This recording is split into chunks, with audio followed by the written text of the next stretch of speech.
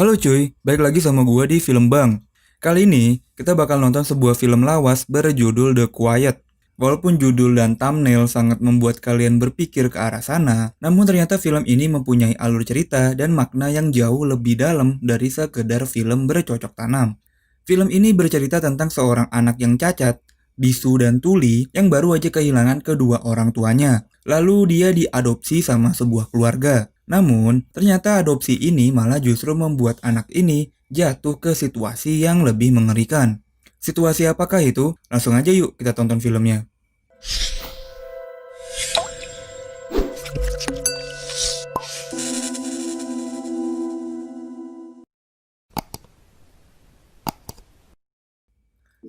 Dot adalah seorang anak yatim piatu yang bisu dan tuli karena kedua orang tuanya meninggal, jadi dia pun diadopsi sama teman ibunya yang bernama Olivia. Olivia sendiri mempunyai suami yang bernama Paul dan seorang anak yang cantik bernama Nina. Selain diadopsi, Dot pun diberikan kesempatan sekolah bersama anak kandungnya. Namun, kehidupan mereka di sekolah sangatlah berbanding terbalik. Nina menjadi primadona di sekolahnya. Muka cantik, badan semok, dan membel menjadikan dirinya idaman semua pria. Berbeda dengan Dot yang memiliki kekurangan, ya sudah tentu tidak ada yang mau berteman dengan dirinya. Dot pun lebih banyak menghabiskan waktu menyendiri di kamar mandi. Di rumah, Olivia pun memberi nasihat ke Nina dan temannya yang bernama Michelle karena mereka berdua sepertinya sangat merendahkan Dot yang hadir dengan keterbatasan yang ia miliki. Selain memiliki kekurangan, masa lalu Dot pun sangatlah kelam. Ayahnya baru meninggal, sedangkan ibunya meninggal karena kanker sejak ia umur 7 tahun. Bener-bener gak kebayang ya gue kalau ada di posisinya Dot. Udahlah disabilitas, ditinggal orang tuanya lagi. Walaupun tampak bahagia, namun keluarga ini mempunyai sebuah sisi kelam tersendiri. Ibunya Nina ternyata kecanduan obat penenang.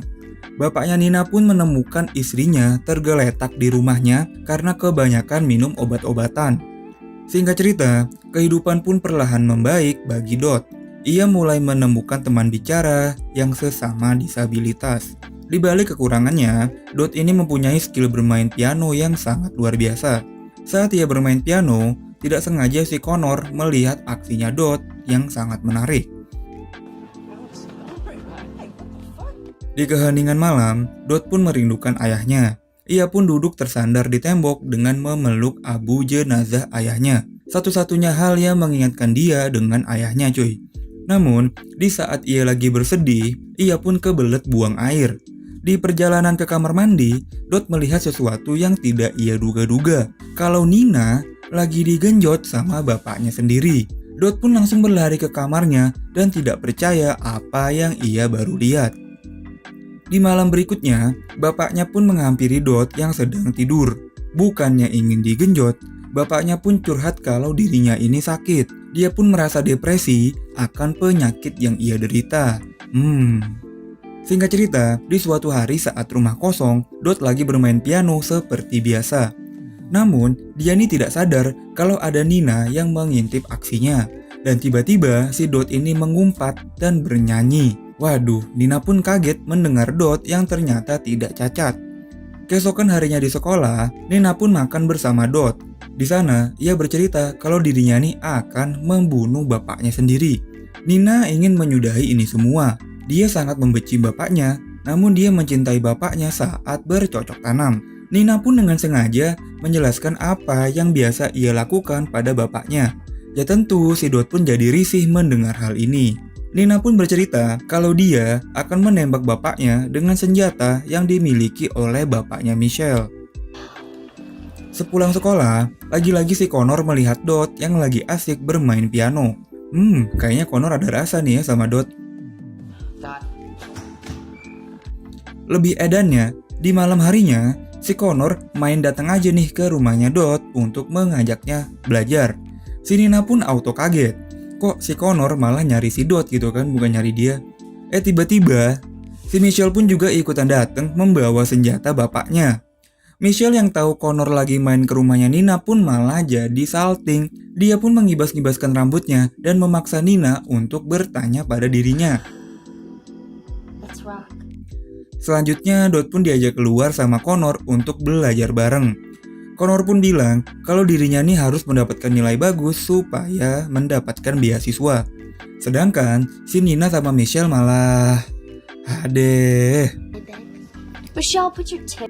Lalu tiba-tiba si bapaknya Nina nih nyuruh Michelle buat pulang karena kepala bapaknya lagi tegang. Nina yang tahu bapaknya lagi minta jatah pun langsung menyuruh Michelle untuk segera pulang dari rumahnya.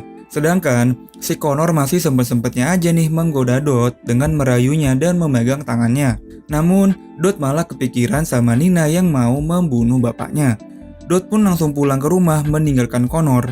Ternyata pas dia buka nih, yang dibawa Michelle itu tuh video bokep cuy, bukan senjata. Goblok lah. Si Nina pun lagi digenjot sama bapaknya. Gila. Untuk menyelamatkan Nina, Dot pun berpura-pura memecahkan vas bunga sehingga mengacaukan percangkulan mereka. Bapaknya tentu kesel banget dong. Keesokan harinya, Nina pun lagi-lagi bilang kalau dia nih ingin membunuh bapaknya. Dengan sangat meyakinkan, dia tuh bener-bener ingin mengakhiri ini semua. Dot pun sempat ingin menghubungi Kak Seto, namun dia sepertinya bingung nih ingin ngomong apa.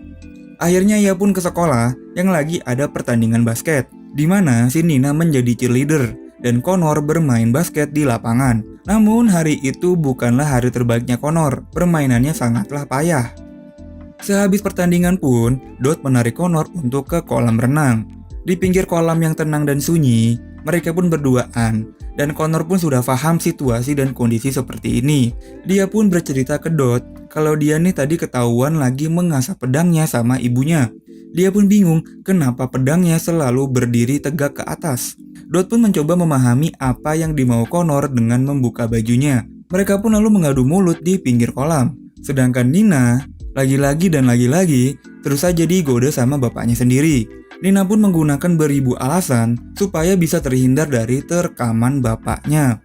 Namun bapaknya tidak mudah menyerah cuy. Dia pun nyelonong masuk ke kamar Nina dan menggrepe-grepe Nina yang hanya menggunakan BH dan celana dalam yang sangat ketat. Nina pun menawari bapaknya untuk duduk dan menutup mata. Sedangkan tangannya Nina udah siap nih dengan setrika panas di tangannya. Niat hati ingin menempelkan itu setrika di mukanya. Namun Nina malah luluh karena bapaknya bilang dia mencintai Nina. Bangsat. Akhirnya Nina pun malah berbohong kalau dirinya ini tuh hamil. Ya sudah tentu yang dikandung adalah anak bapaknya. Nina pun lalu meminta uang untuk melakukan aborsi. Bapaknya pun mengiyakan agar semua masalah cepat selesai. Keesokan harinya, Connor kembali mengajak bicara Dot di sekolah. Namun responnya Dot sangatlah dingin. Jadi sebenarnya Nina nih nggak hamil. Dia hanya berbohong agar bisa terhindar dari bapaknya. Ia pun menggunakan uang itu untuk kabur dan mungkin setelahnya dia jadi wanita penghibur atau jadi penari perut. Gelap banget ya. Selanjutnya mereka pun berdandan untuk menghadiri pesta dansa di sekolahnya. Namun bapaknya langsung datang dan menghadang Nina. Bapaknya menganggap Nina ini berbohong. Bahkan bapaknya mengatai Nina seorang perempuan murahan. Anjir, udahlah digeprek, dikatain lagi. Gak ngerti gue sama bapaknya. Nina pun malah disiksoi sama bapaknya cuy. Dot sendiri memilih untuk menunggu Nina sambil bermain piano. Sambil menitikkan air mata, Dot pun tidak tega mendengar Nina yang disiksoi sama bapaknya. Dia pun membetot sebuah senar, lalu berjalan masuk ke dalam kamarnya Nina. Saat bapaknya sibuk mencari lubang untuk memasukkan pedangnya, Dot pun datang dan menggorok leher bapaknya dengan senar piano. Bapaknya pun langsung merasakan sesuatu yang tidak pernah ia rasakan sebelumnya. Nina pun kaget setengah mati ngelihat Dot yang seberani itu sama bapaknya. Tiba-tiba datanglah ibunya Nina yang blow on banget sih mukanya. Singkat cerita, mereka pun pergi ke pesta dansa, meninggalkan ibunya dan bapaknya yang sudah terbujur kaku. Di pesta kali ini, keadaan pun terbalik. Dot berdansa dengan Connor, sedangkan Nina pun terduduk di kamar mandi. Saat asik-asiknya berdansa, akhirnya Dot pun mengungkapkan dirinya yang sebenarnya, kalau dia ini tuh bisa mendengar dan bisa berbicara. Connor pun kaget melihat hal ini. Dia pun malah pergi meninggalkan Dot sendirian. Aneh ya. Selanjutnya, Dot dan Nina pun pergi dari pesta itu dan menguburkan dasternya Nina yang terkena muncratan darah bapaknya. Mereka pun mengubur dasternya Nina di pinggir empang dekat rumahnya. Setelah mengubur dasarnya Nina, mereka pun pulang ke rumah dengan disambut banyak polisi yang menangkap ibunya. Entah dapat ilham dari mana, ibunya malah pasang badan. Ibunya mengakui kalau dirinya lah yang membunuh suaminya. Ibunya membunuh suaminya karena dia ini tidak tahan karena perlakuan kasar suaminya. Ya sudah tentu, ibunya pun dibungkus ke kantor polisi. Ya, film ini pun berakhir dengan Nina dan Dot tinggal berdua di rumah, tanpa ibu yang doyan ngobat dan bapak yang gampang tegang nih kepalanya. Oke, film ini ternyata mempunyai makna yang jauh lebih dalam dari ceritanya ya. Dot hanya berpura-pura menjadi tuli dan bisu semenjak kematian ibunya. Ternyata kematian ibunya nih sangat membuat Dot terpukul. Ditambah lagi, bapaknya juga ikut-ikutan meninggal. Lengkaplah sudah penderitaannya Dot. Sedangkan Nina, korban pelecehan seksual dari bapaknya sendiri. Sepanjang film, dia nih sebenarnya bingung. Dia bingung harus melawan bapaknya, namun di sisi lain si Nina nih sayang sama bapaknya. Hal ini diperparah dengan ibunya Nina yang tidak bisa berbuat apa-apa. Selama ini ibunya hanya terkesan membiarkan bapaknya menggenjot si Nina. Karena ya ibunya aja kagak bisa ngurus dirinya sendiri, apalagi ngurus anak. Gelap banget ya film ini. Ya gue selalu berharap kalian bisa mendapatkan makna positif dari setiap film yang gue bahas. Makasih ya yang udah nemenin nonton sampai habis. Jangan lupa subscribe dan share juga ke teman-teman kalian. Gue cabut dan bye-bye.